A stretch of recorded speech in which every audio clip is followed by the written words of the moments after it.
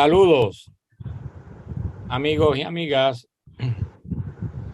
Hoy comenzamos el programa número 34 de La Voz Boricua y vamos a darle continuidad al tema que ya hemos trabajado en dos programas anteriores.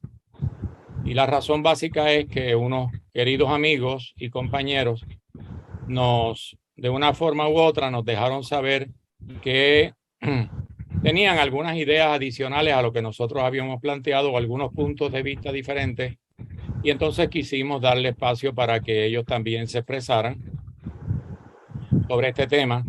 Pero además de ese tema, lo vamos a unir con una presentación que va a hacer el compañero, amigo y doctor José Israel Alameda, catedrático del recinto de Mayagüez, de la Universidad de Puerto Rico, del Departamento de Economía, sobre lo que los Estados Unidos nos deben a nosotros, porque aquí siempre se dice que nosotros somos un pueblo dependiente de Estados Unidos, pero nunca se habla de lo que ellos se han llevado de aquí y de la deuda que tienen con nosotros. Y José Israel hizo un estudio muy serio en el 2017 que no se le ha dado mucha atención en los medios. Esta noche él va a hacer esos planteamientos y finalmente vamos a incluir también lo que ocurrió el pasado sábado en el foro que el Comité de Energía y Recursos Naturales de la Cámara de Estados Unidos realizó en el Centro de Convenciones en Miramar sobre precisamente el proyecto, el borrador del proyecto de estatus y todo lo que ocurrió allí, porque no se le ha dado tampoco atención en los medios regulares, las cadenas televisivas y en la prensa comercial no se le ha dado la importancia a lo que ocurrió allí. Así es que vamos a tener con nosotros esta noche al compañero licenciado José Luis Fernández, miembro del Partido Independentista puertorriqueño y ex candidato a alcalde por el pueblo de Dorado. Vamos a tener también al compañero y también querido amigo, al igual que José Luis, el licenciado Daniel Nina, que es el jefe o director de el periódico digital El Osantillano y un gran luchador de toda la vida también por la liberación de nuestro pueblo. Vamos a tener también al compañero, amigo y doctor José Israel Alameda, como ya dije, del Departamento de Economía del Colegio de Agricultura y Artes Mecánicas, que es mi alma mater y como yo y mucha gente todavía lo llamamos. Y en la dirección técnica también el apreciado y querido hermano y amigo Freddy Vadillo, de aquí, de nuestro querido pueblo de Aguadilla. Porque una vez a mí me dijeron que Dios está en todas partes, pero duerme en Aguadilla. Así es que, sin más ningún preámbulo, vamos a pedirle a Daniel que se exprese sobre aquellas consideraciones que él entiende que debemos tomar en cuenta sobre ese proyecto, ese borrador de proyecto de estatus para Puerto Rico. Adelante, Daniel. Gracias, perdóneme.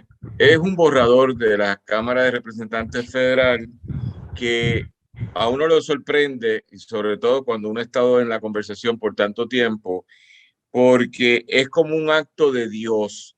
Dios bajó del cielo con su mano y nos dijo, coman, esto es lo que tienen que hacer.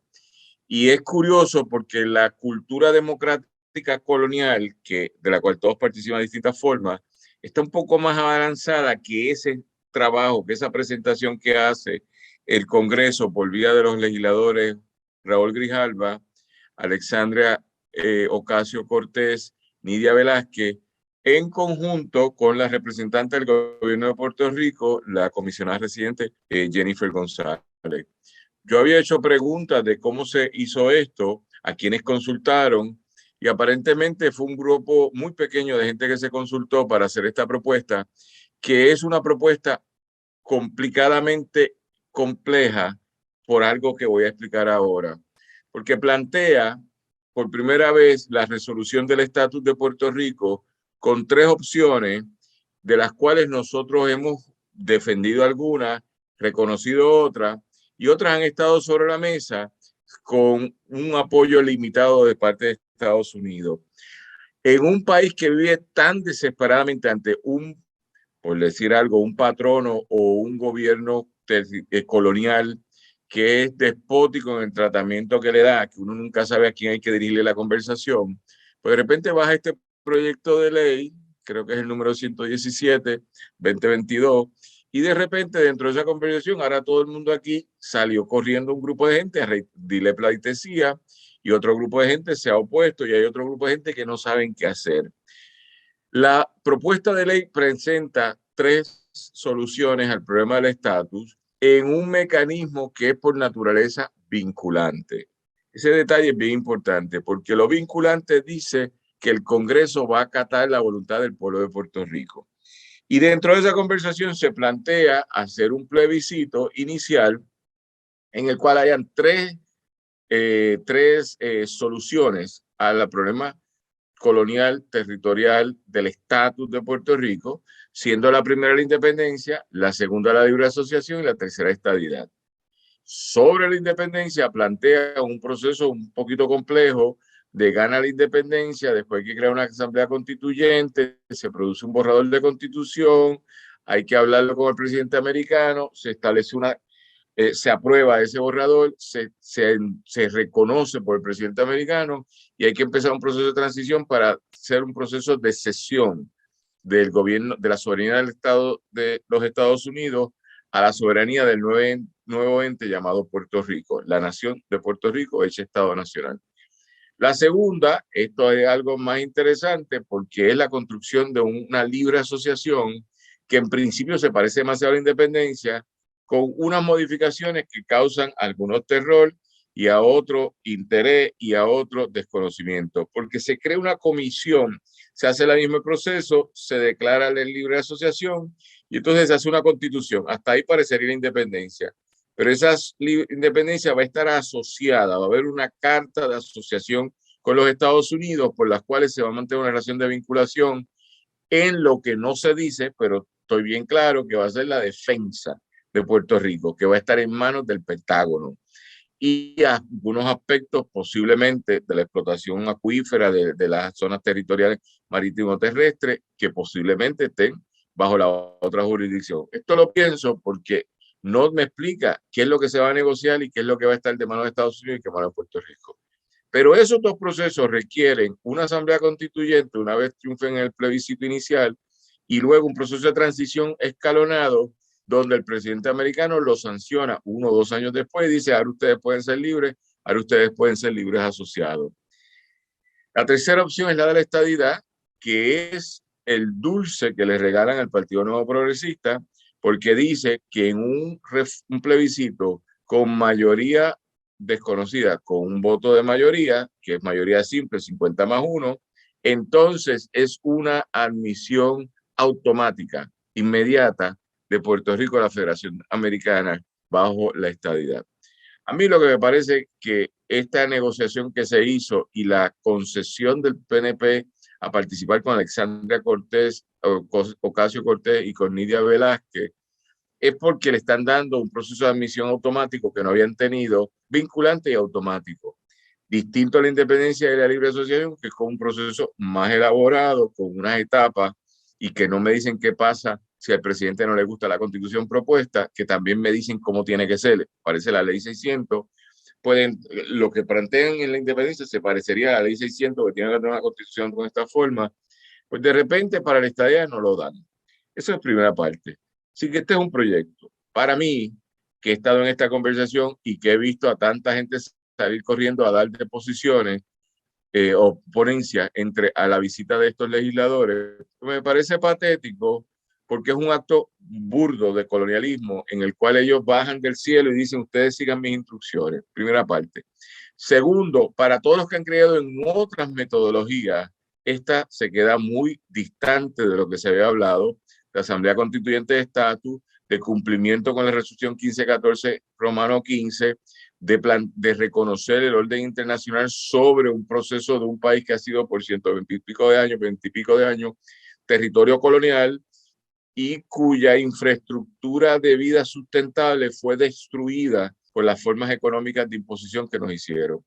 Dicho eso, a mí me parece que es un engaño y asume una posición pública de no querer reconocer esto, pero reconozco también la debilidad del campamento que yo pertenezco, que es el independentista, que es el sector de izquierda. Reconozco la debilidad del sector excluido, que se llama Estado Libre Asociado, que lo han excluido correctamente porque no es una opción no territorial. Ellos quieren una opción territorial, que es mantenerse dentro de la Constitución americana y el control del Congreso. Estas tres opciones, las primeras dos son no territoriales, la otra es de integración, es el colonialismo en su última expresión. Pero curiosamente, dentro de todo esto pasa, y en mi sentido de lo mejor tendría que ser un boicot, no haber ido a esas vistas, boicotearlas para decir no vamos a negociar así, pues vi que la gente corrió, todo el mundo con que yo participo, incluyendo organizaciones profesionales, gremios profesionales en los cuales participo, salieron corriendo a dar una ponencia allí. A mí me parece eso horrible, pero tengo que respetarlo porque es el pluralismo social en el cual yo quiero vivir. Con un detalle sobre esto, que fue la manifestación del sábado, hubo un piquete que organizó el Estado Soberano, pero después hubo una actividad interna donde entró Eliezer Molina, hizo un planteamiento que a mí me parece que era el correcto, y con esto termino para que los otros compañeros hablen. Él entró allí y dijo, yo no te reconozco, no voy a dar una presentación aquí formal, y desde la grada se puso a vociferar algo que hace sentido común, que es, dentro de este punto de la conversación, que es la perspectiva de plantear, no te reconozco. Y con esto cierro para que vean la imagen. Yo el año pasado, en el 2020, hice un experimento, decidí no hacer el censo. Y decidí hacerlo porque me parece que es lo más colonial, reconocer la autoridad del gobierno americano. Y me opuse día 1, día 2, día 3. En el día 4 empezaron a enviar distintas personas, me estaban buscando por todos lados. En el día 9 me pilló la persona y me dijo, no se preocupe, no lo llene. Yo le voy a radicar una querella con el FBI para que lo procesen. Y yo tuve que sopesar porque está en juego mi vida profesional, porque me quitan de eso. Yo soy profesor de la Universidad de Puerto Rico, recinto de Río Piedra, pierdo mi trabajo y perdía tantas cosas que está bien, yo lo lleno aquí mismo con usted. Ahora mismito, vamos rápido. ¿Ustedes han pensado que una forma de dominio colonial es ese censo que Puerto Rico, los puertorriqueños de izquierda a derecha, todos lo llenan como un acto de creencia religiosa? Pero un acto de insubordinación sería no llenarlo y provocar una crisis. Y con esto cierro, y porque el valor, de esto escribía hoy en el Post Antillano, de la intervención de Eliezer Molina. En la intervención del compañero Rubén Berrío el jueves pasado sobre esto, planteó tres cosas. Uno, este proyecto no va para ningún lado porque no le compete al presidente dar la admisión automática por vía de la estadidad a un territorio. Eso es una conversación del Congreso. Segundo, Puerto Rico es latinoamericano y esa es la razón de ser de esta diferencia y por lo cual no nos debemos unir. Pero tercero, planteó algo que me he quedado así. En los momentos de crisis que hemos provocado una respuesta social de cuestionamiento, puede ser violento, habido, pero también ha sido el verano del 2019, el gobierno americano busca lógicas coloniales para controlarlo y movernos a un movimiento de subordinación. Cuando yo vi a Eliezer el sábado, pensé en eso. Eliezer me puede dar a mí una respuesta y nosotros también de cuestionar este procedimiento.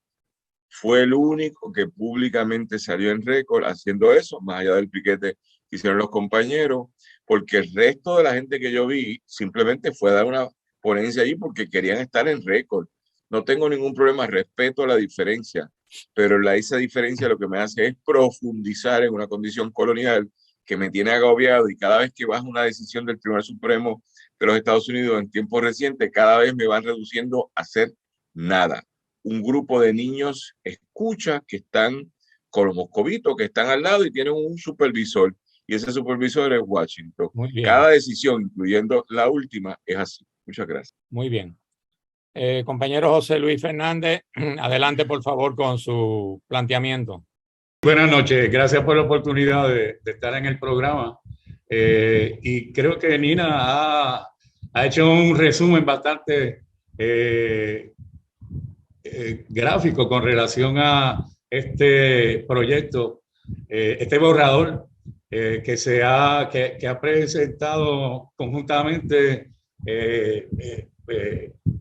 ambas posiciones. Es decir, nosotros entendemos que el pueblo de Puerto Rico tiene el derecho inalienable a la libre determinación y a la independencia, y que los Estados Unidos tienen la obligación de descargar su responsabilidad de descolonizarnos. ¿Por qué? Porque en la ONU, en la resolución 151415, que ya se han emitido más de 30 resoluciones, le dice a los Estados Unidos: tienes que comenzar ese proceso y descolonizar a Puerto Rico.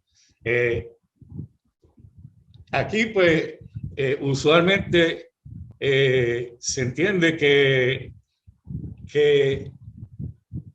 y siempre se ha traído la parte de la estadidad y la parte de varios plebiscitos para poder nosotros decirle a los Estados Unidos y al Congreso cuál es el estatus que queremos tener. Y finalmente hubo uno de los plebiscitos donde se demostró que el puertorriqueño quiere cambiar de su estatus y no quiere seguir más en este estatus colonial. Ahora, en este esfuerzo que está, y Nina lo plantea como que es algo que viene del cielo, porque nos lo están imponiendo el Congreso.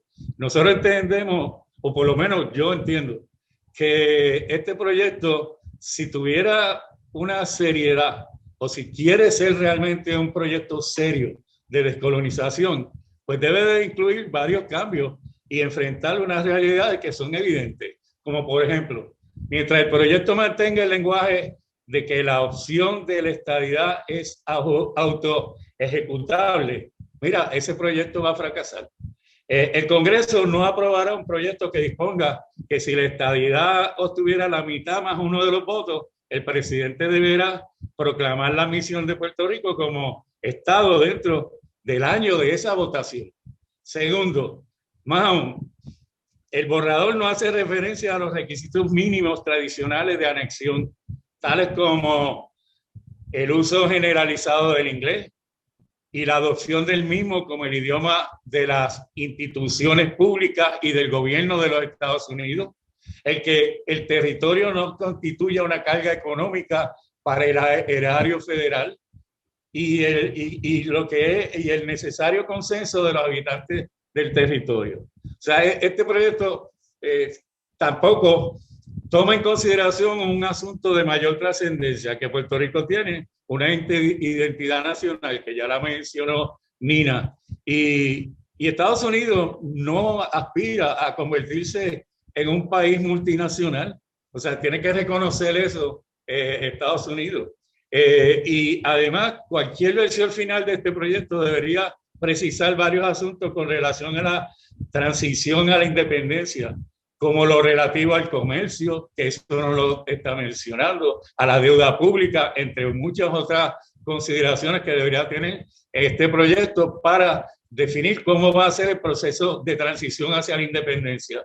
Y si es con respecto a la libre asociación soberana, pues deben explorarse además otras alternativas como la cuestión de la ciudadanía, si esta va a ser dual o si va a ser recíproca, y determinarse cuáles serían las facultades que se delegarían a los Estados Unidos durante ese periodo de tiempo. Tampoco se dice por cuánto tiempo es que va a durar esa relación de libre asociación soberana.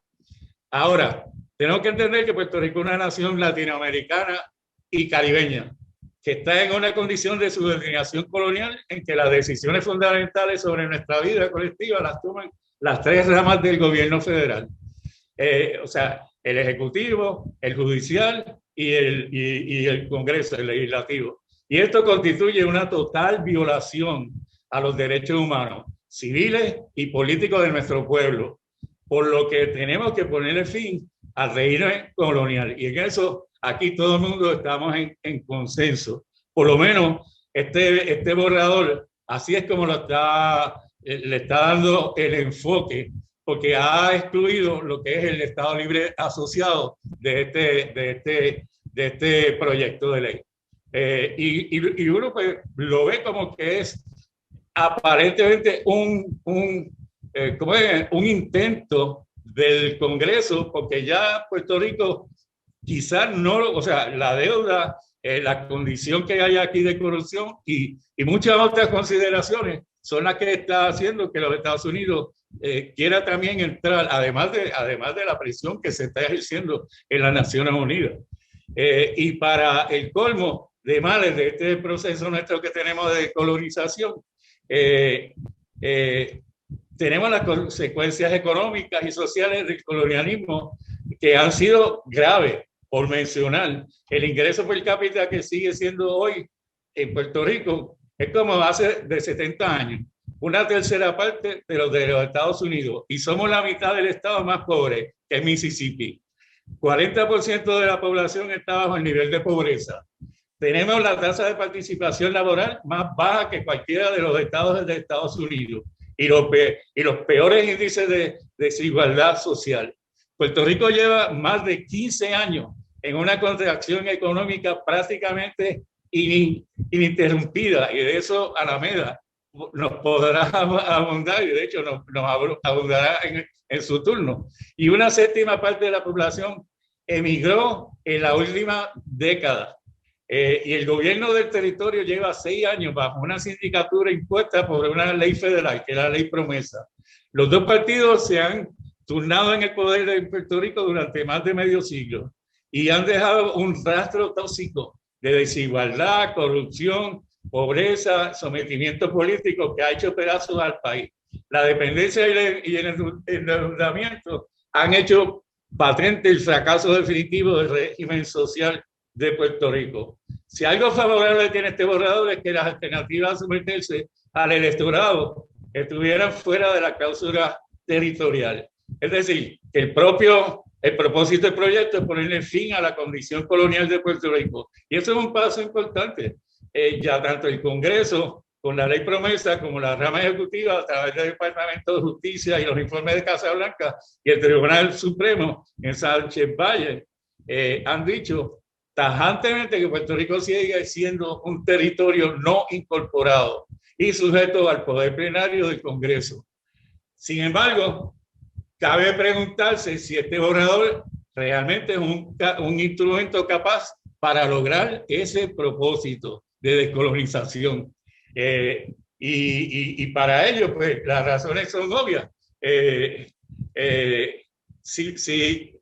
Pues tenemos que reconocer que en el gran obstáculo que va a tener este proyecto es la parte de la estadidad. ¿Y por qué? Pues porque las razones son obvias. Puerto Rico no cumple con los requisitos que establecen y que se han establecido mínimos tradicionales que ha establecido Estados Unidos.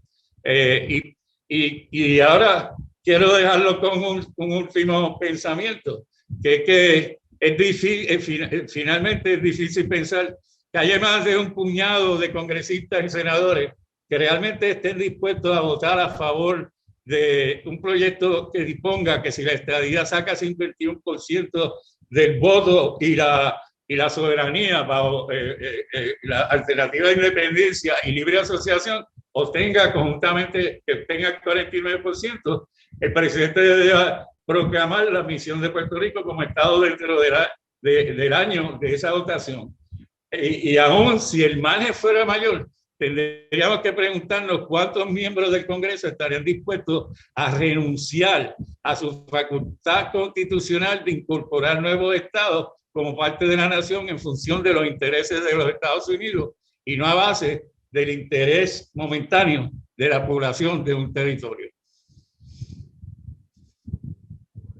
Gracias, José Luis. Voy a hacer unos comentarios breves. Antes de darle el turno a José Israel, porque entonces quiero que él entre directamente al segundo tema, que es lo que los Estados Unidos nos deben. Y es un tema sumamente importante que yo creo que hoy no lo vamos a poder agotar y podríamos señalarlo para la próxima semana también. Pero quisiera decir, con relación a algo que dijo Daniel, que todos los procesos de liberación de los pueblos terminan en una mesa de negociación con el colonizador. Eso es indefectible. No importa que sea a través de métodos pacíficos como el utilizado por Mahatma Gandhi en la India o a través de una guerra sumamente violenta y duradera como la de Vietnam, donde el gobierno vietnamita del Frente de Liberación de Vietnam tuvo que ir a París a reunirse con la delegación de los Estados Unidos para negociar la retirada, ¿ok? Y las condiciones de esa retirada también. Es decir, siempre, ya sea una guerra o sea un proceso pacífico, siempre eso para en una mesa de negociación. En nuestro caso no va a ser diferente. Y en parte de lo que yo he considerado que nosotros tenemos que hacer es ir de alguna manera forzando al gobierno de los Estados Unidos a llegar a esa mesa de negociación. Desde luego que para eso se necesita pueblo, se necesita tener apoyo, respaldo de unos sectores, ¿verdad? Bastante nutridos del país. Pero hay que dialogar y hay que negociar con los Estados Unidos porque ellos son la potencia colonizadora. Y lo que va a plantear ahora José Israel es muy importante para que ustedes vean, y el público en general que nos está viendo, para que vean el poder de negociación que tenemos nosotros con los Estados Unidos, porque aquí esos partidos políticos que están ahora tratando de acercar la brasa a su sardina no mencionan nada de esa deuda que el gobierno de los Estados Unidos tiene con nuestro pueblo y que de una forma u otra, si hay un proceso de liberación, van a tener que pagarla. ¿Por qué no quieren aceptar la aplicación del derecho internacional? Porque tendrían que pagar esa deuda. Mientras que a través de un proceso dirigido por el Congreso, entonces negocian eventualmente de tú a tú con la opción ganadora, sea la que sea. Si es la estadidad, no van a pagar nada de la deuda.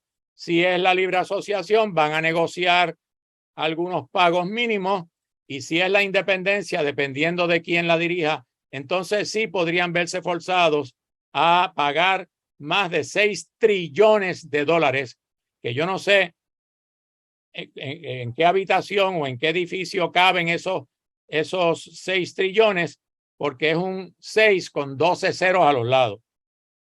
Y también quiero comentar, para que ustedes sepan, que en las vistas, Aníbal Acevedo Vilá fue el primero que participó, y una de las cosas que planteó fue que en la libre asociación que él defiende, la defensa tiene que estar a cargo de los Estados Unidos, lo que dijo Daniel ahorita. ¿Ok?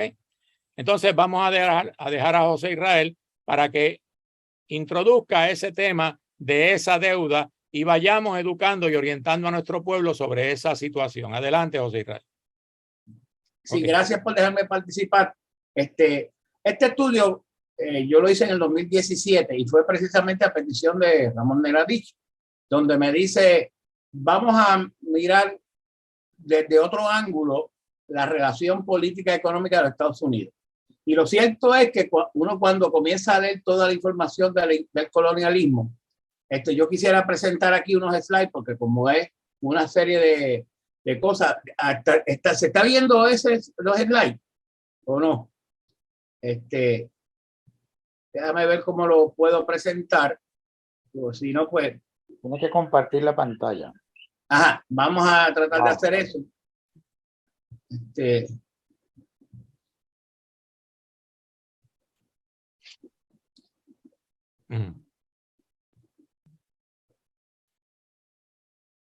¿Aló? ¿Estás ahí?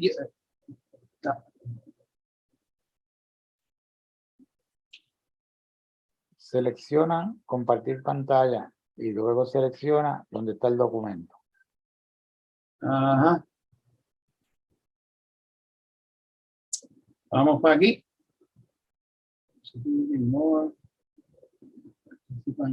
Estoy tratando aquí de presentar, perdóneme un momento, no soy muy diestro en estas cosas. Ok, ya share screen. Vamos a ver la cosa.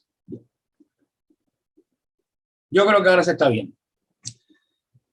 Es importante reconocer que el problema de Puerto Rico a veces uno lo trata de minimizar como que es unas relaciones, pero presentemos esta siguiente expresión que a mí me parece muy importante. Según Nelson Denny, en un artículo muy interesante, No More Colonialism Disguised as a Financial Assistant, dice, but the problem in Puerto Rico is not its debt, ¿verdad? El problema de Puerto Rico no es su deuda. Inclusive los fondos Berkshire, que son los buitres estos que están aquí, o también la Junta de Control Fiscal. El problema de Puerto Rico es más agudo. Es que esta pequeña isla del Caribe ha estado todo el tiempo, y esto lo estoy refraseando de manera libremente, dentro de un imperio entire US capitalism system. Y eso yo creo que ejemplifica lo que yo voy a decir. El problema de Puerto Rico, uno tiene que mirarlo, porque la gente me dice, pero es que Puerto Rico es pequeño y es que, pero lo que pasa es que, entonces, ¿por qué los Estados Unidos decide invadir a Puerto Rico? Porque está aquí. ¿Por qué no se ha ido? Si le es costoso, ¿para qué Puerto Rico tenga la libertad? Porque no se van. Y es que es un problema de economía. Y vamos a tratar de presentarlo de esta manera. Hay unas razones de expansión que se dieron y que se ha discutido enormemente. Primero, las razones geopolíticas, de cómo los Estados Unidos necesita estos territorios para su razón política y militar. Las razones económicas, se planteaba de que necesitan mercado, de que ellos trataron de evitar las depresiones, expandiendo su producción y sus ventas a través de todo el mundo, a través de sus empresas multinacionales. Hay razones también racistas y pseudo-religiosas, la doctrina del destino manifiesto. Todas esas son razones para la expansión. Cuando uno mira entonces todas estas presencias de los Estados Unidos, tiene que decir lo siguiente. ¿Cuáles son el costo real de este colonialismo? Mucha gente lo ve de esta manera. Voy a ir a presentarlo de esta manera. En primer lugar, ¿cuáles son las causas del colonialismo? ¿No? Es que el valor económico, político y militar de Puerto Rico para todas las ambiciones imperialistas y expansionistas de los Estados Unidos. Ahí está la clave, fundamentalmente. No es la clave de que si dan cupones o dejan de dar cupones, que si dan el seguro social. No, fundamentalmente es que esto tiene un gran valor estratégico para los Estados Unidos. En segundo lugar, nuestra posición estratégica. La posición estratégica, la localización de Puerto Rico tiene un valor. En economía, eso es lo que nosotros llamamos que tú vas a montar una empresa y no la montas en cualquier lado. Vas a montarla donde tiene un punto estratégico. ¿Dónde está el mejor punto para yo hacer negocio? Y porque tiene ahí los mercados de los consumidores, y esas causas nos llevan fundamentalmente a lo que yo he dicho, que son los efectos y las consecuencias de toda esa razón de ser. Primero, el control de la tierra de parte de los Estados Unidos, que necesita para sus razones militares y económicas. Otorgan la ciudadanía americana no como un acto de porque buenos son esos puertorriqueños, es que lindo se ven con la ciudadanía. No, es porque eso subordina de una manera, porque de otra manera, ¿cómo tú le vas a aplicar las leyes de Puerto Rico, digo, las leyes norteamericanas a los puertorriqueños? Las leyes de cabotaje, la aplicación de las leyes laborales, ambientales, comunicaciones, el control de la zona marítimo terrestre. Todo eso es un gran control de parte de los Estados Unidos. Y la pregunta entonces que hacemos es entonces, ¿cómo medimos entonces ese costo de ese colonialismo? ¿Cuánto vale? No se puede medir por las causas o por los efectos, porque yo veo a la gente diciéndome, es que las leyes de cabotaje nos cuestan 2.000 millones, o no, otros dicen 400 millones. Mire, irrespectivamente de la razón cuánto nos cueste, es que la imposición de las leyes de cabotaje no fue a beneficio nuestro. No hubo una ley, no hubo un plebiscito para decir vamos a coger las leyes de cabotaje porque esa es la que nos conviene. No, fueron imposiciones de los Estados Unidos para los beneficios de los Estados Unidos. Por lo tanto, Estados Unidos copa fundamentalmente la totalidad de las decisiones de Puerto Rico, y nuestra posición estratégica, Nuestra localización es lo que vale. ¿Qué es lo que vale para Estados Unidos de Puerto Rico? Su gente y su localización estratégica. Entonces, fundamentalmente tenemos que buscar la posición estratégica. ¿Cuánto vale eso? Es interesante, yo les voy a mostrar aquí una de las cosas que a mí me parece que debe ser la base. Por ejemplo, las acciones tomadas por el Imperio de Estados Unidos no son causas, sino los efectos. Los costos de las leyes de cabotaje, comercio interestatal, las bases militares, todas estas acciones, leyes, reglamentos, son los efectos, pues la causa radica en el poder colonial de Estados Unidos a Puerto Rico y en la expropiación ilegal del activo fundamental que es la tierra, nuestro land space, ¿verdad? No solo la tierra, el espacio, que eso tiene un valor y que permite que los Estados Unidos controle esos activos que se llaman tierra, espacio, mar, inclusive personas, porque las leyes también las imparte los Estados Unidos en el control de esas personas. Por lo tanto, ¿qué es lo que nosotros tenemos aquí? Es que esa expropiación de esa estructura de lo que es Puerto Rico tiene un costo. Y fíjate una cosa interesante que quiero mostrarle a ustedes. Mira esta noticia. Hace precisamente en el 2017, mientras hacía este trabajo, sale esta noticia y esta viene de Asian News, de Asia, ¿no? La que nominó el presidente Trump como embajadora en Singapur, Kathleen Troya McFarlane, que luego salió por razones de pelea con Donald Trump, llega a Singapur y los de Asia le preguntan, ¿qué usted hace aquí? Dice, porque yo vengo a buscar algo que tiene un gran valor para los Estados Unidos, que es ¿qué? Su localización. Y así lo dice ella, ¿verdad? Fíjese entonces la primera parte de esa noticia que dice Singapore value to American goes beyond economic and security cooperation, ¿verdad? Va más allá. Dice aquí, adding that the Republic's strategic location is the key to her country's interest in Asia. ¿Ves? Es la posición estratégica que tiene Singapur dentro del marco de las relaciones de Asia, Europa, allá Europa occidental, todo eso es lo importante y eso es lo que vale. Ahora, ¿qué es lo que sucede aquí? Que en el caso de este particular, los Estados Unidos tienen que pagarle y le tiene que pagar a Singapur por estar allí, por todo eso que tenga allí. Y Singapur para una transacción con ellos, pero eso es lo que vale. En Puerto Rico, la pregunta es, ¿cuánto vale esa localización estratégica? ¿Cuánto vale esa tierra? ¿Cuánto vale el control? Eso es lo que intenté hacerlo a través de una metodología que ya mismo le voy a decir, ¿verdad? Por ejemplo, no puede ser las leyes de cabotaje, no puede ser los flujos, porque si, por ejemplo, Estados Unidos llegara a decir, bueno, vamos a exonerar a Puerto Rico las leyes de cabotaje, pues su costo fuese cero. Pero eso no significa que por razón de ser, de que el costo de las leyes de cabotaje sea cero en las relaciones, no existe un costo de ese coloniaje. ¿Ves? Y eso es lo que precisamente yo quiero presentar.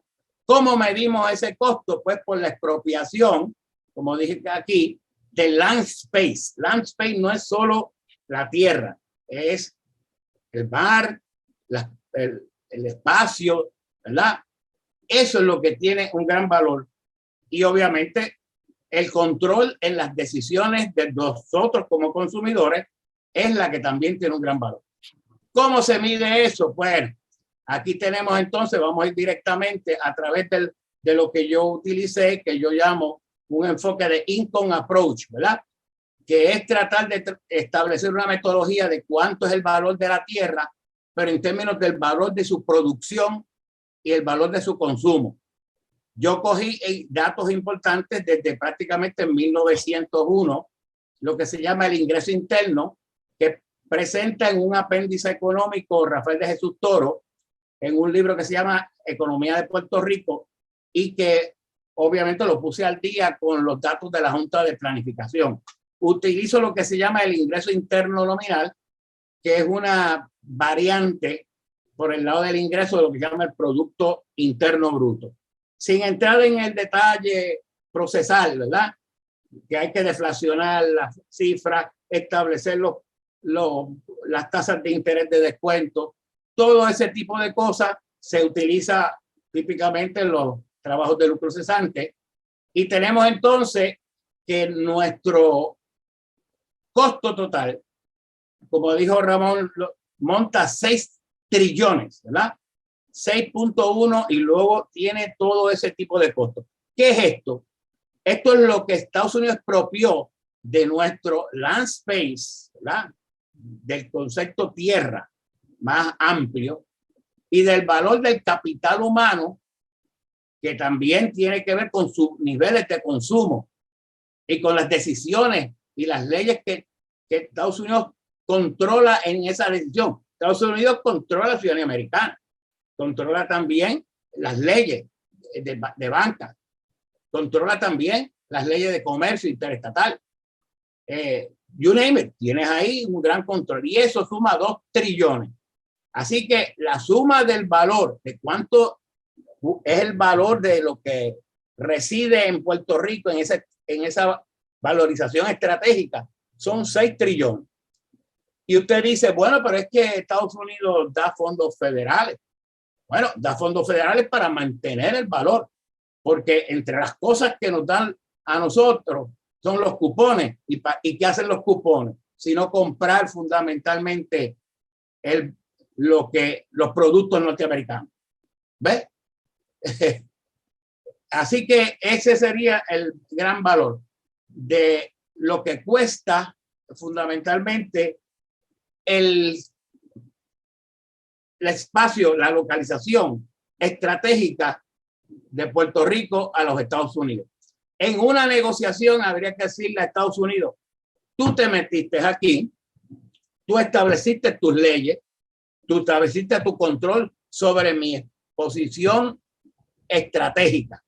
Tú vas a Singapur y allá festejas su localización estratégica, pero tú tienes que pagarle a ellos y a nosotros. ¿Cuánto nos paga? Así que vamos a ver eso ahí. Podemos seguir posteriormente en esta discusión. Gracias. Gracias, José Israel. Lo que sí yo le pedí a José Israel es que trate de poner ese estudio al día, porque como fue al 2017, que ya que él lo dijo, ¿verdad? Yo a nombre del Estado Nacional Soberano de Borinquen le pedí a él, le solicité que si él podía hacer ese estudio y él gustosamente, eso yo solo se lo solicité en octubre del 17 después del huracán María y él gustosamente 2 meses después me entregó ese estudio.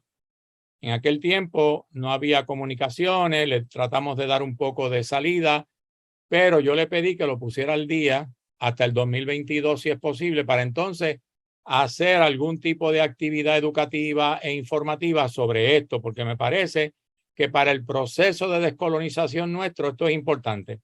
Así es que le voy a pedir a Daniel que brevemente y a José Luis después, si tienen alguna pregunta o algún comentario sobre esa exposición, por favor, adelante.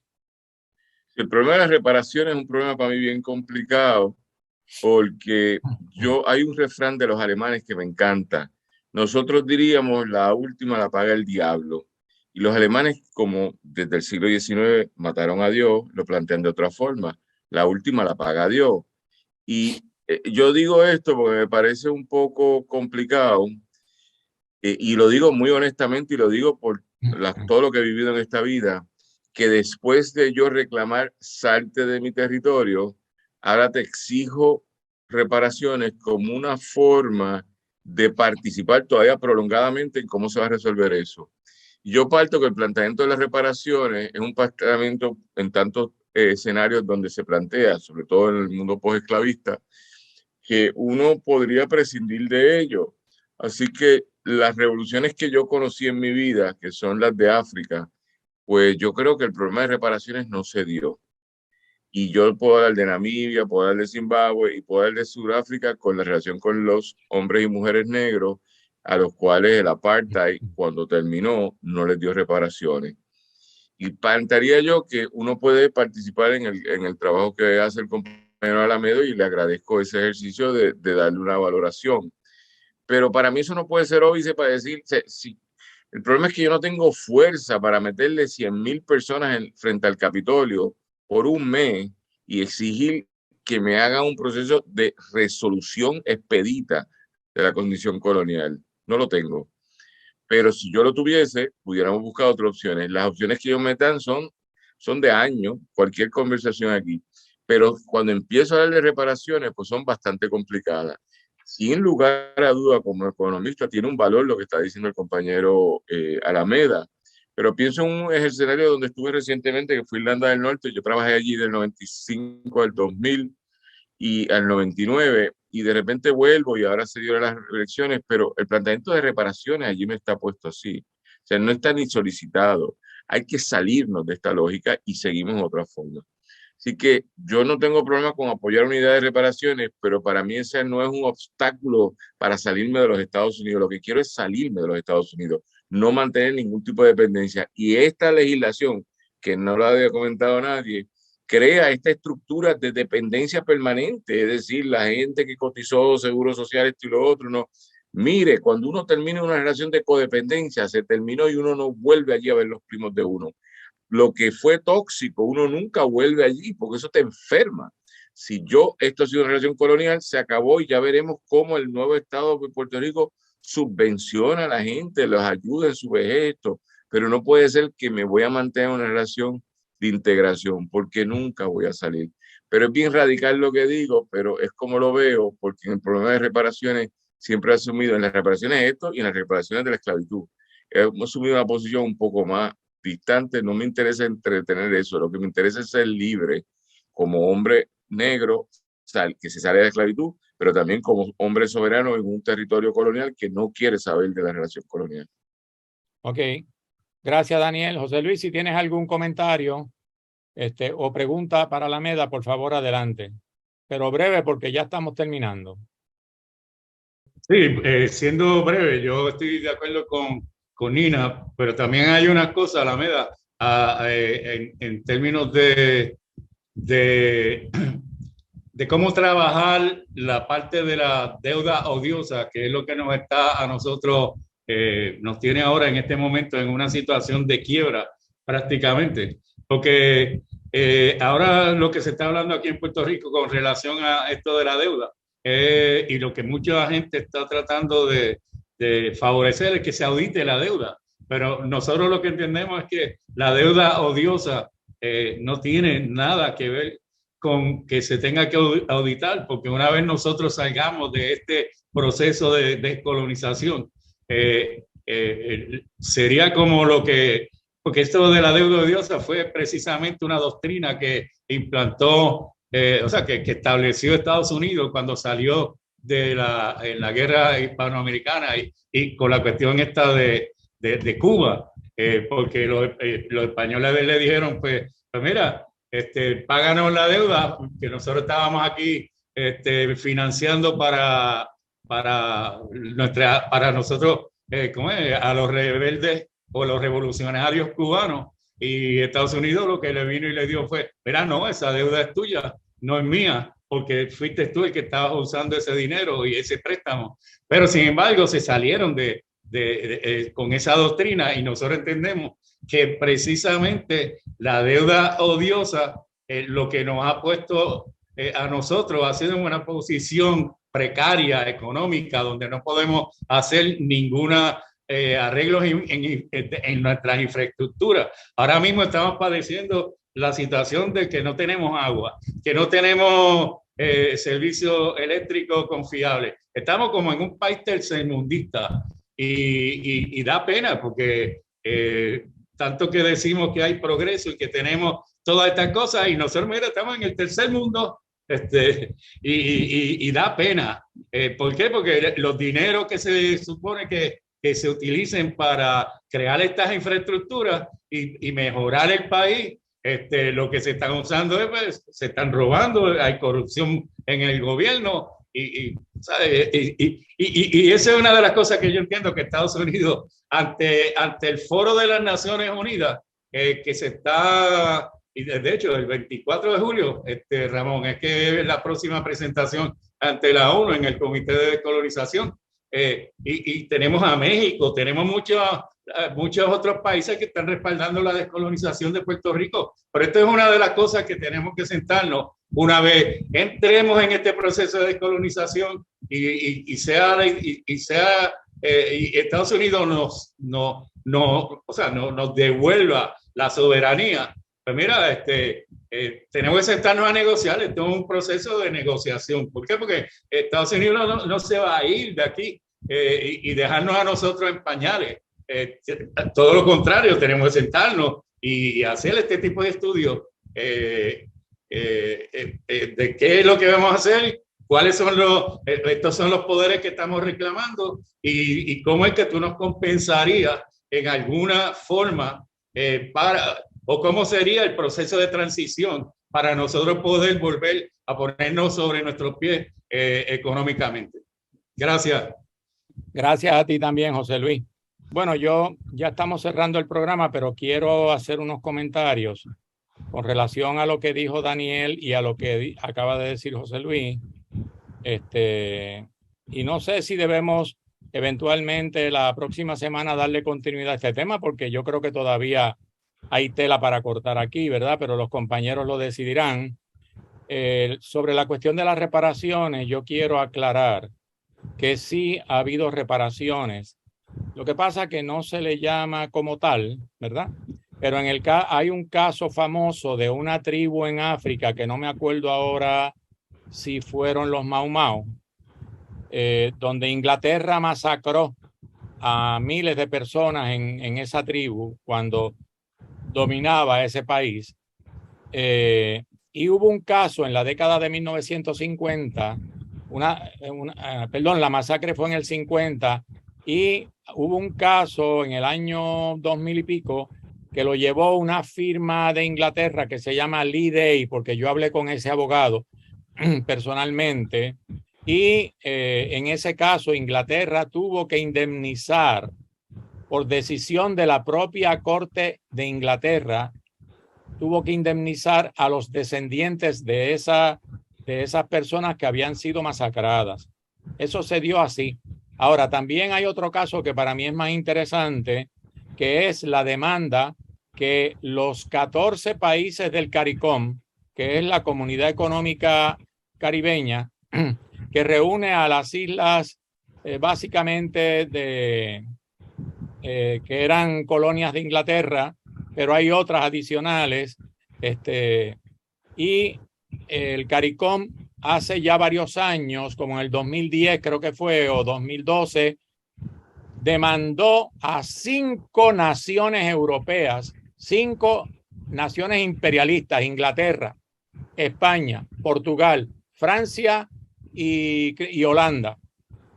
Esa demanda está vigente y es una demanda multimillonaria, y la demanda es precisamente por reparaciones debido al exterminio de las poblaciones indígenas y a la esclavitud. Esa demanda está viva y coleando, ¿ok? Y están en proceso de negociación en este momento, porque yo estoy al tanto de eso. De hecho, llamé a la firma de Lee Day y le pedí si me podía dar copia de la demanda y me dijo que no. Pero yo estoy tratando de conseguirla por trasmano porque para nosotros es importante.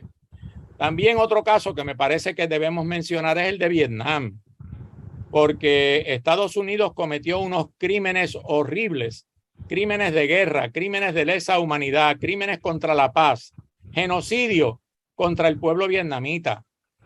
¿Y qué pasó? Que en las negociaciones que se hicieron en París, precisamente, los vietnamitas le exigieron reparaciones a los Estados Unidos.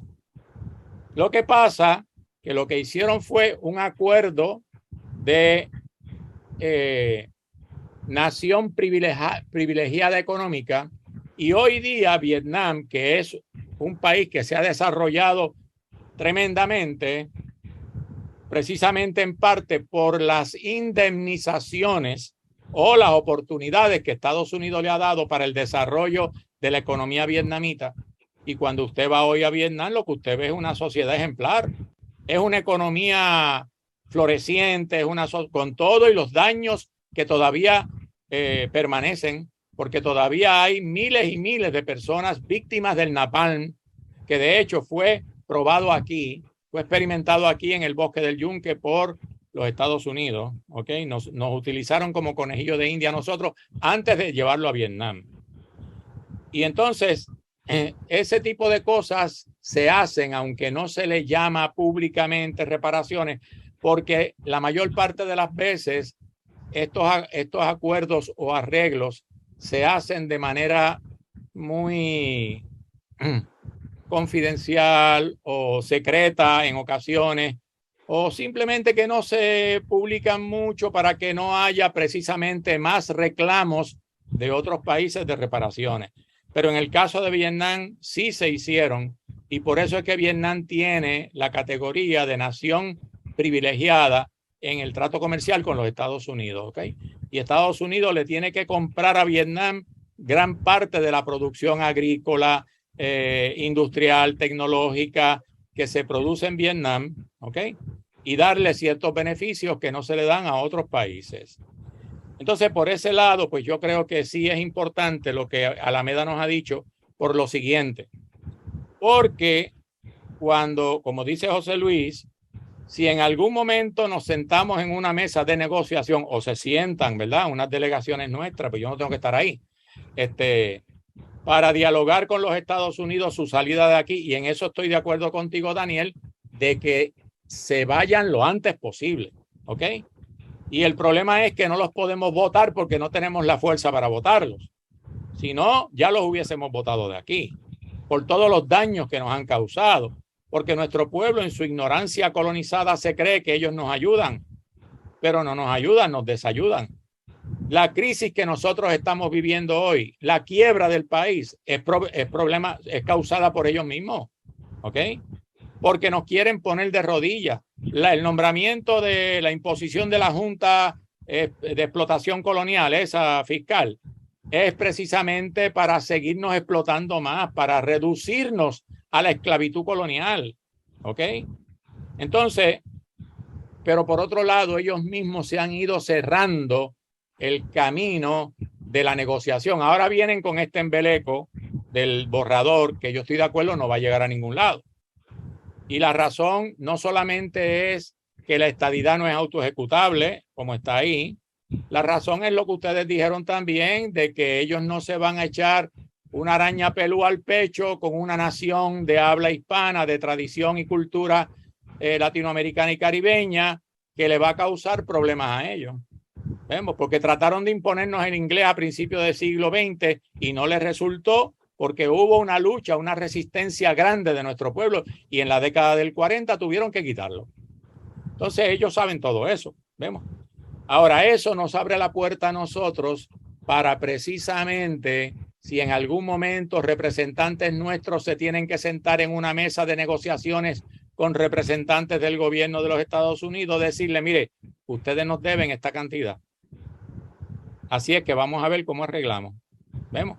Entonces eso va a ser obviamente un elemento de presión para ellos, porque no nos van a pagar 6 trillones, más de 6 trillones de dólares, pero nosotros los podemos recuperar en un país libre y soberano, en una república, porque con decirle a los Estados Unidos, mire, si ustedes no nos pagan, nosotros le vamos a poner un impuesto adicional del 2% a todas las empresas estadounidenses que operen aquí.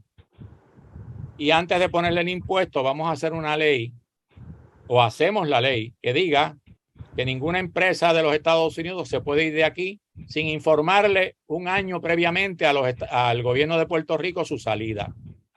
Y que si lo hace, le confiscamos todos los bienes. ¿Vemos? Es decir, los Estados Unidos lo hacen, le confiscaron el petróleo a Venezuela, le confiscaron las cuentas, le confiscaron a Citgo, que tenía más de 7,000 estaciones de gasolina en los Estados Unidos. ¿Y por qué nosotros no lo podemos hacer? ¿Acaso somos diferentes? Entonces yo creo que esa fuerza de negociación que el compañero José Israel nos ha dado a la luz y que debemos seguir poniéndola al día, no la debemos despreciar. ¿Por qué? Cuando yo era profesor en el Instituto de Relaciones del Trabajo, yo daba una clase que se llamaba negociación colectiva, que era de enseñarle a los estudiantes cómo se lleva a cabo un proceso de negociación entre una unión obrera y el patrono. Y lo primero que yo le decía a los estudiantes era, mire, para usted negociar, usted necesita fuerza. Si usted no tiene fuerza, usted no puede negociar. ¿Vemos? Pero la fuerza no solamente es física, puede ser física también, pero hay otro tipo de fuerza, como esa fuerza económica, que si ellos en última instancia se fueran de aquí y quieren dejar sus empresas y quieren utilizar nuestro mar territorial y nuestro espacio aéreo para algunas cosas, le decimos lo que dice José Israel, pero es que nos tienen que pagar por eso, como le pagan a Singapur o a cualquier otra parte del mundo. ¿Vemos? Es decir, son elementos que nosotros podemos utilizar para negociar en un momento de salida, y yo creo que sí, que está llegando el momento, porque cuando ese proyecto truene, que va a tronar pronto, ese de Nidia Velázquez y Alexandria Ocasio-Cortez, y de la correveidile Jennifer González, porque eso no es ninguna congresista, eso es una correveidile, ¿ok? Porque eso es una posición colonialista. Cuando eso se dé, ¿qué va a hacer los Estados Unidos? ¿Qué va a hacer Raúl Grijalva y Nidia Velázquez y los otros? Cuando eso se tranque, entonces nosotros tenemos que aprovechar y tener un proyecto alterno que no lo hemos trabajado. Y yo creo que debemos trabajarlo, un proyecto que incluya eso que está diciendo José Israel, y los invito a que lo trabajemos junto con otra gente más, que yo creo que puede ser una salida, y es plantearle al Congreso de Estados Unidos una resolución, que emita una resolución conjunta de Cámara y Senado, aplicando el derecho internacional y traspasándole, como dice la resolución 1514 Romano 15, la soberanía plena a nuestro pueblo. Eso no se ha hecho, y yo creo que es el momento de nosotros comenzar a pensar de esa manera y someterle a esos congresistas un borrador, tal y como ellos vinieron a someter un borrador de una resolución conjunta, que lo consensuemos con las demás organizaciones y sectores patrióticos para que tenga el apoyo máximo posible, y entonces lo podamos someter como una alternativa. Y lo último que quiero decir para ya ir cerrando el programa, no sé si ustedes quieren hacer algún comentario adicional, lo último que quiero decir es, ¿verdad?, que en el foro ese que ocurrió el sábado, que de esto debemos hablar más adelante porque me parece que es importante, allí yo estuve allí y yo vi lo que va a ocurrir en el futuro próximo cuando los Estados Unidos le nieguen la estadidad a esa turba que se presentó allí ese día, porque Eliezer Molina no los increpó a ellos. Eliezer Molina confrontó a Raúl Grijalva, pero miren, aquellos estadistas rabiosos dirigidos por el senador dominicano, bueno, se me fue el nombre ahora, ese era el cheerleader de ellos, ¿ok? Y se levantaron como una sola persona, más de 50, 60 personas, a gritarle improperios a Eliezer Molina, que no se los merece, porque Eliezer Molina es una persona respetable, podemos diferir de él, pero es respetable, lucha por la defensa de nuestros recursos naturales. Vemos, y lo que él le dijo a Grijalva fue: ustedes son responsables de la destrucción de los recursos naturales que está ocurriendo en Puerto Rico, porque ese es el Comité de Recursos Naturales y Energía. Pero si ustedes llegan a ver aquella turba, yo lo que vi cuando salí de allí fue, mira, estas son las turbas que se van a activar en contra de cualquier propuesta de independencia o de libre asociación para evitar que eso ocurra. Y van a salir a la calle como los guarimberos en Venezuela contra el gobierno del presidente Nicolás Maduro. Gobierno constitucional y democrático, que quede claro. ¿Ok? Ahí están esas turbas, que yo las vi allí, que aquello daba pena, porque ellos quedaron en la picota pública como lo que son. ¿Ok? Bueno, Si alguno quiere hacer un comentario adicional para cerrar, adelante. Adelante, Daniel primero y después José Luis. Bien rápido, la última negociación de lo que se está hablando aquí hoy que yo vi en este país colonial fue la de Luis Nieves Falcón con la administración de Bill Clinton por la liberación de las personas en el 99. Eso fue una negociación de Estado soberano, una persona, una organización, un Comité Pro de Derechos Humanos y el Estado. Y eso fue una negociación extraordinaria. Yo conozco eso, yo participé allí de una forma u otra. Claro. Segundo, los ejemplos que me das, quiero que le prestemos atención. Yo tengo que tener una soberanía para hacer unas cosas con esta gente, pero yo podría negociar en mi transición de salida unas cosas. Lo que pasa es que yo no quiero crear obstáculos para sacarlos. Y dentro de esa conversación, o yo creo un movimiento de crisis, que es lo que decía Rubén Berrío, que coincido, que produce una crisis y crea una mesa de negociación.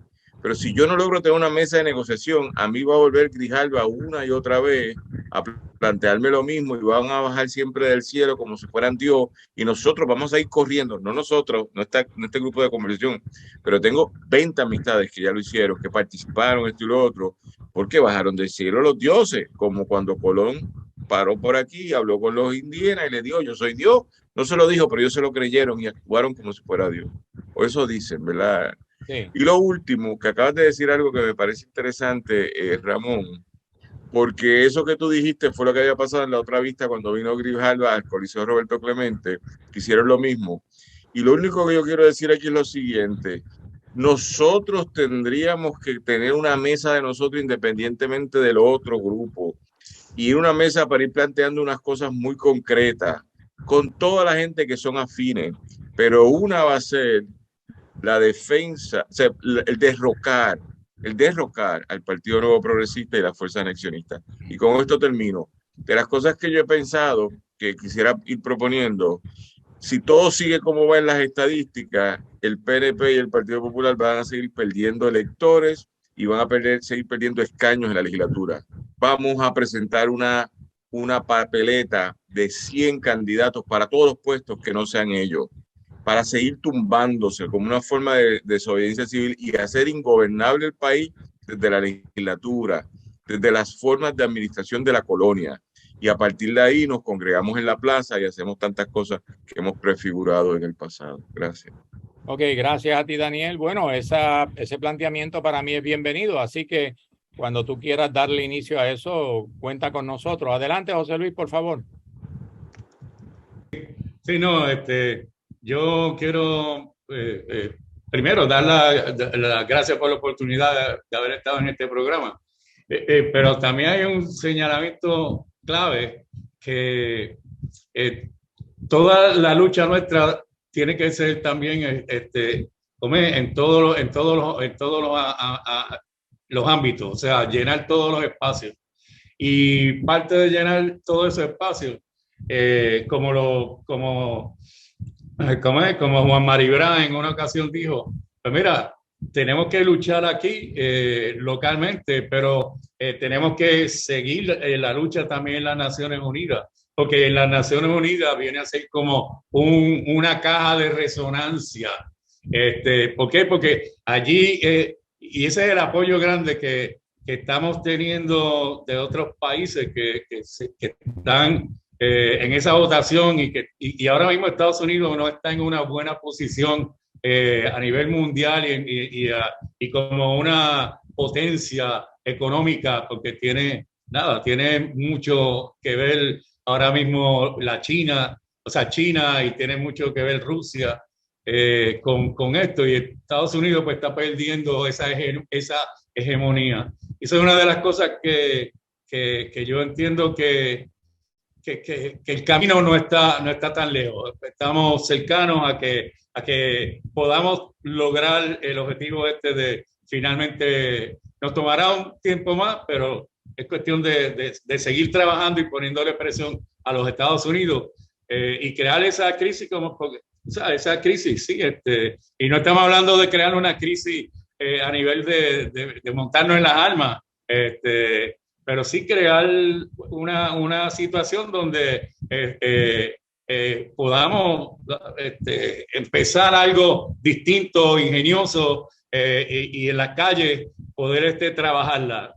Quitar tumbar este bipartidismo es vital y como dice Daniel, ya con estas decisiones de que el ELA no está ni siquiera contemplado en este proyecto, ya, el Partido Popular no tiene una filosofía que hayan gente que los vayan a seguir por la cuestión del Estado Libre Asociado. Y los estadistas pues ya han tenido aquellos que están promoviendo la estadidad, ya Estados Unidos ha dicho claramente que eso no va, que ellos no le están dando foro. Aquí lo que se está haciendo es, pues hablando de que las próximas elecciones del Congreso son el año que viene y que Puerto Rico, si fuera Estado, pues prácticamente sería demócrata. Y entonces los demócratas lo que estarían y están diciendo, pues ok, los demócratas quieren tener control en el Congreso, y si Puerto Rico lo admitimos aquí como Estado, pues entonces nosotros tendríamos un control. Pero miren, gente, es como ya yo lo dije, Estados Unidos no es una nación multinacional, ellos simplemente tienen unos requisitos para hacer unas misiones y Puerto Rico no cumple con esos requisitos. Okay. Nada más. Gracias, José Luis. José Israel, si tú quieres decir algo, unas ideas finales, adelante, por favor. No, agradezco mucho las expresiones de Daniel, de José Luis, las tuyas, Ramón. La idea de esto es sencillo, es tratar de enfocar el problema desde otro ángulo.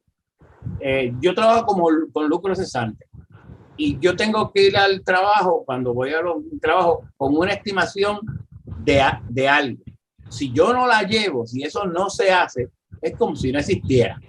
La razón de esto no es para quizás solicitar agravio, es para decirle a Estados Unidos, acuérdate que en esta posición que tú estás, tú vas a Singapur y tú pagas por eso.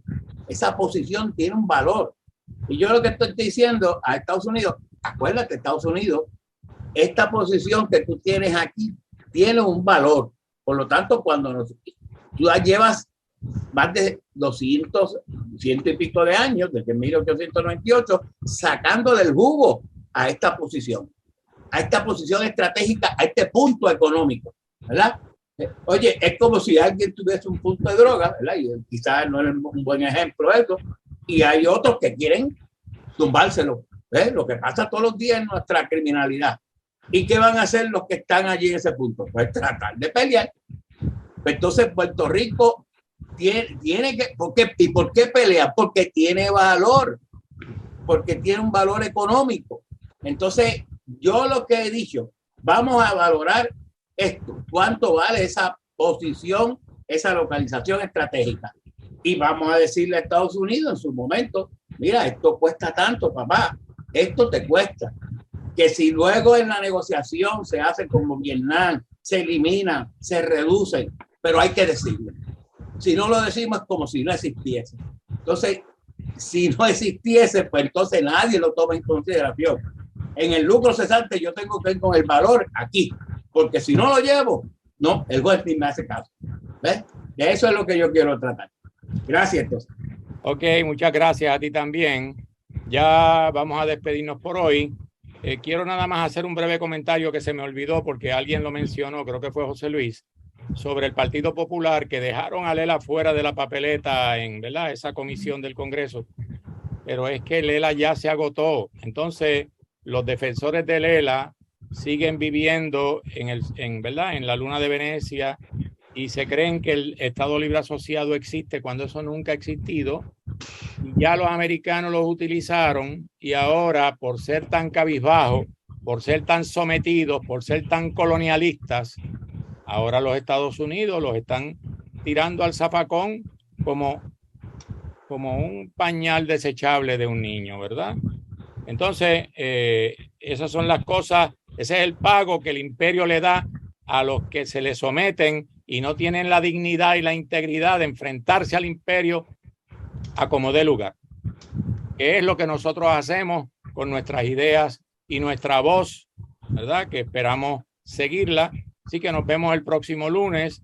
Las vistas en el Comité de Descolonización son el lunes 20. Yo voy a estar allí. Ya yo pedí turno para hacer una presentación, donde precisamente voy a mencionar el estudio de Alameda también.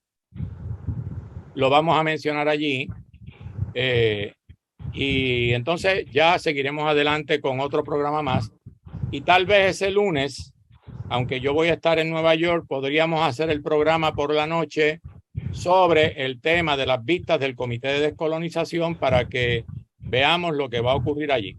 ¿Está bien? Bueno, gracias a todas las personas que nos han escuchado. Gracias a los queridos compañeros panelistas y al compañero Freddy Vadillo, nuestro director técnico. Y será entonces hasta la próxima semana.